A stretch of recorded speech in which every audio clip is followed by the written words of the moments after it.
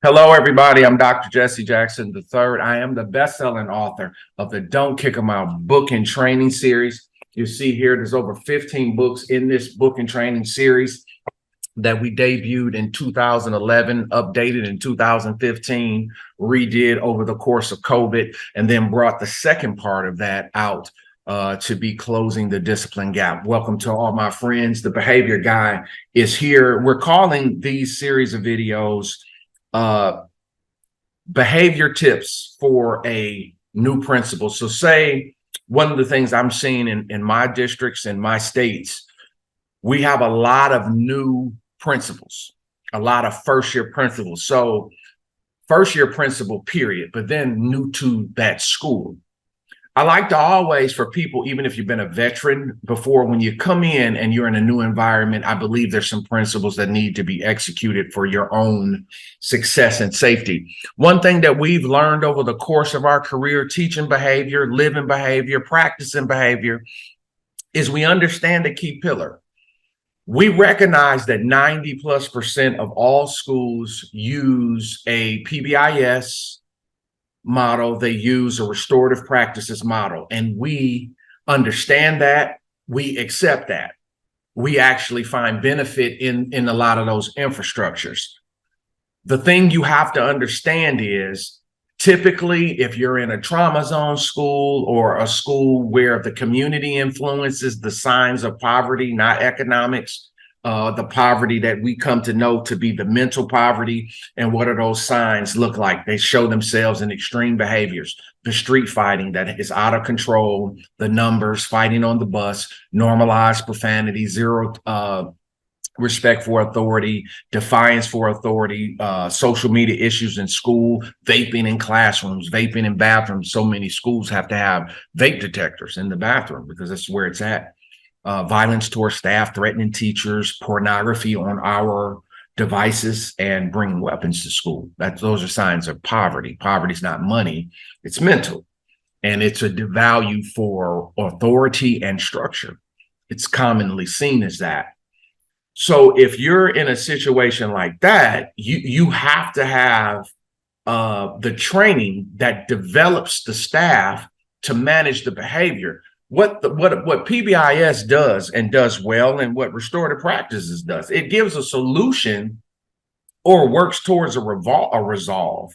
What it doesn't do is it doesn't solve it.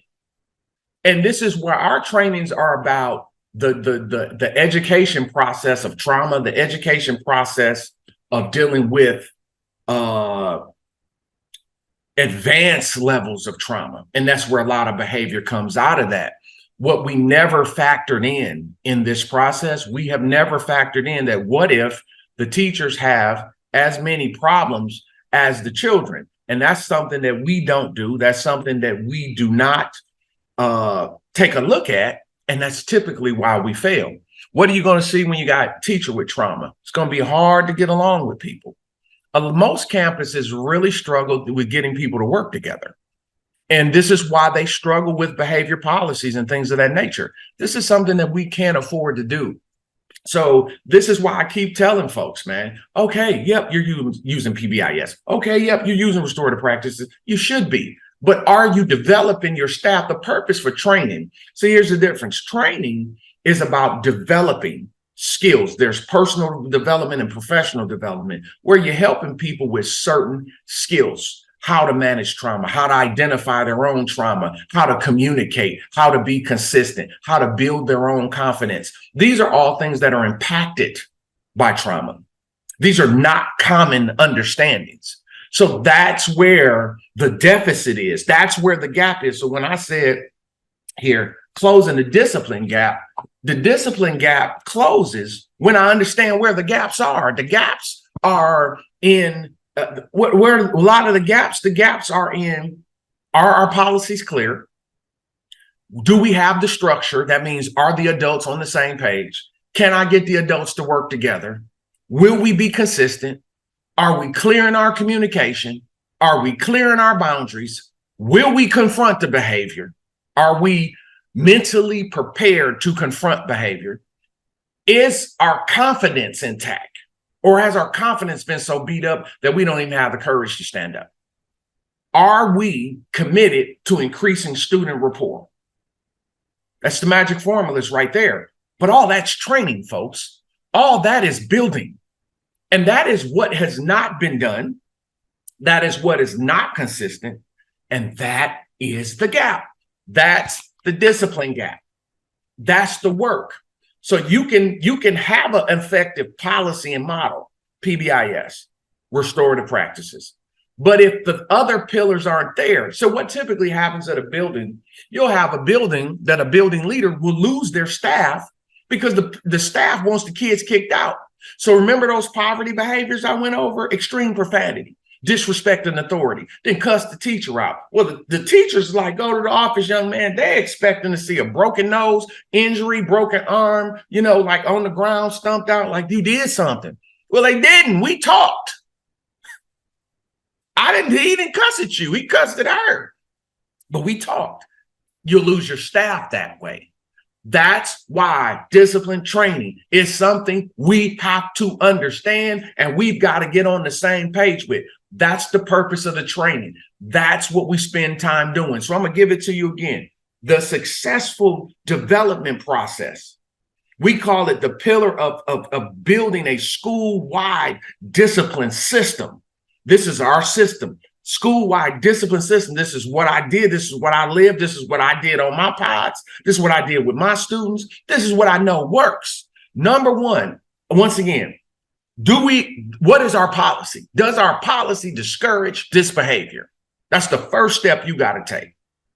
2, do you have a program structure? So that means, do you have the supervision necessary to stop the behavior? A lot of times the supervision isn't there and we wonder why the kids are doing crazy. We got unsupervised bathrooms, but then they'll ask why they smoking. We got an unsupervised class. We will wonder why they fighting in there. It's unbelievable. 3, can I get 90% of my staff to work together and do the same thing? Meaning, if I have 2 rules, and we did this on a campus, on a high school campus, last year in Louisiana, is something I'm very proud of. I asked them to do 2 things for me, just 2 things. And let's be consistent at it. No hoodies, no cell phones. Everybody, hoods off. Everybody say the same thing, no hoods. They did it. Less referrals, better learning environment. Number 2, we know the rule on cell phone. Nobody let the kids use the cell phone. Once again, the kid resistance lowered, the referrals lowered, the classroom environment got better. People always ask, like, well, where are these environments you doing these things? First of all, you are crazy that you think your environment is just so bad or so significant that, like, are they having problems like us? I can remember one district. First of all, I'm one of the most traveled people in the business. In 17 years, I would ask you, go find somebody that's been to more campuses than me. I'm over 1,800. Before the end of this 2024 school year, I'm going to crack 200. I'm going to be over 2,000 schools that I've personally went to. I am my research. I'm seeing it with my own eyes. It's not people telling me this stuff. I'm not making this up. This is what I'm experiencing. I can remember one district I work with, and they're struggling right now. It's a suburban district. They're like, well, we are an upper middle class district, but we're having some problems with about 7% of our population comes from the outs, and we're having some problems with fighting, and we need some answers. And have you worked with our type of districts before? Yes, I've worked with all types of districts. The question is, are you willing to do the work? See, because when you start talking about trauma, for whatever reason, there's some people that believe that, see, that's what happened with COVID. COVID leveled the playing field where in folks' minds. See, there was a time 20 years ago where people were like, that's not what we're dealing with. That's not our problem. Well, what COVID did, it brought all those extreme behaviors. They started coming to the school. So I have a suburban district. Right. My kids go to a really affluent district and whatever that means, but they go to one of the best in the country. Well, guess what? They have every poverty behavior I described. They got the vaping going on. They got kids. I was there when a kid cussed the counselor out. I was appalled. I said, he need to go to another school. I was just a parent that day. I said, he need to go to another school. We don't do this here. Is this what we do? They didn't know what to do. See, that's what I'm talking about. So that's why what has to occur, the training's got to be there. That's the missing piece. We're trying to plug a model, but the model without the training doesn't work. Period. That's what it is. That's where I stand. That's what I've made my entire living on. There must be that building block in the middle of the model. So you can use anybody's model.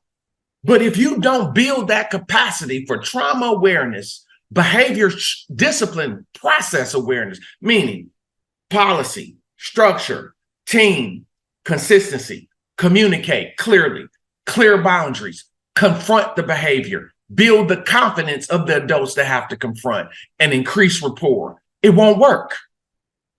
That's what I teach. That's what I build in. That's why I get results, because it's a professional and personal development process. It's no way around it. You have to help people get better. What we don't understand is this is creating great stress for the staff, great stress for principals, great stress for admin teams, deans of students. We have to know how to work together. We have to know how to get folks on the same page. It's just what we do. It's just what we do. It's what has to be done, and it's what we do. I hope these things are very helpful to you. Once again, for review, this is the system. Discipline success occurs with clear policy, program structure, meaning you set it up correctly, get the people to work together, be consistent, communicate clearly, clear boundaries, confront the negative behavior. That's a tough thing for people to do, but you can learn how to confront. See, build staff confidence, because a lot of them, when you're confident, you can't correct behavior. And then increase rapport. Rapport is how I get to know people, how I get to understand how to better help you. That is a pillar of what's very important. If these are the type of things that you're working on in your school, I'm really encouraging so many schools this year to really take some unprecedented steps and start building your staff up, building your staff capacity. You're never going to regret building staff capacity. One of the things I have practiced doing is being very flexible.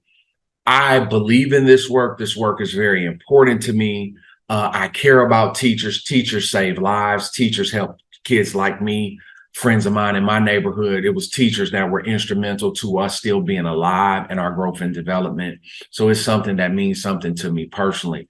Always very flexible to work with a campus. That's whether doing PLCs during the course of the day, doing things after school. And in a lot of cases, what we've been forced to do is working on Saturday, because it's about the staff. It's about the people. So, I can help you. I would love to help you. This book's at the Absolute Least. This book series has been, it's my life's work. It's the things I've seen. Don't kick them out. Closing the leadership gap.